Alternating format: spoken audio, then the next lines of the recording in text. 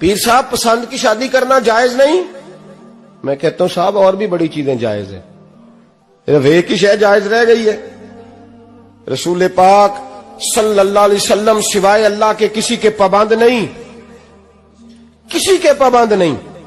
تو جناب سیدہ خدیجہ الکبریٰ رضی اللہ تعالی عنہ نے پیغام نکاح دیا، یا رسول اللہ میں شادی کرنا چاہتی ہوں، حضور کسی کے پابند نہیں، پر میرے محبوب نے فرمایا میرا چچا میرے والد کی جگہ ہے، میں اپنے چاچا سے پوچھ کے تمہیں جواب دوں گا۔ یہ ہے پسند کی شادی جو میرے نبی نے بیان فرمائی ہے۔ تو سارا کچھ کراس کر کر کے گزر جاتا ہے، یہاں تو حال یہ ہے کہ پالنے والا کوئی اور سائے میں بیٹھنے والا، باغ تیرے دی کر کر راکھی میں ساری عمر گزاری، تو جدوں اے پھل پکن تے آیا تے لے گئے ہور بپاری۔ اور بیٹا گزرتا ہے اماں کے دروازے کے آگے سے، اماں کے دروازے کے آگے بیٹا امرود لے کے آیا ہے 6 کلو۔ توجہ ہے میری بات پر؟ ادھر دیکھیں جی، چھوڑیں تھوڑی دیر ہماری سنیں۔ وہ امرود لے کے آیا 5-6 کلو، تو اماں کے دروازے کے قریب سے گزر گیا رات کو،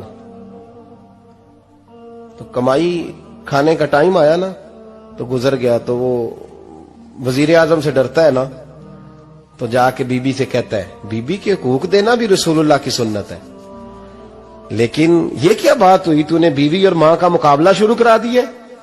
سمجھ تو صحیح، یہ تیرے لیے کعبے کی جگہ ہے اور تو بیوی کے لیے کعبے کی جگہ ہے، اسے بھی سمجھنا چاہیے، غور کرنا چاہیے۔ 5 کلو امرود لے کے تو ماں کے کمرے کے قریب سے گزر گیا ہے، بی بی کو جا کے کہتا ہے چل آدھا کلو اماں کو بھی دے آ، اس کے کون سے دانت ہیں، تو پلیٹ میں ڈال کے وہ لائی ہے۔ تو سمجھا ہی نہیں، تو نے غور ہی نہیں کیا۔ بندہ تو وہ ٹھیک نہیں تھا، نپولین، پر کسی نے اس سے پوچھا تھا بتا زندگی میں پیسے لینے کا مزہ کب آیا؟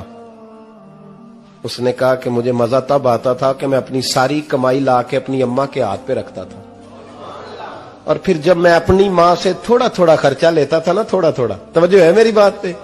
اماں جی 10 روپے دے آجے، کہتا جب میں تھوڑا تھوڑا خرچہ لیتا تھا نا، تو مجھے یوں لگتا تھا جیسے میں بادشاہ وقت کے سامنے کھڑا ہوں اور وہ خزانے کا منہ کھول کھول کے مجھے دیتا جا رہا ہے۔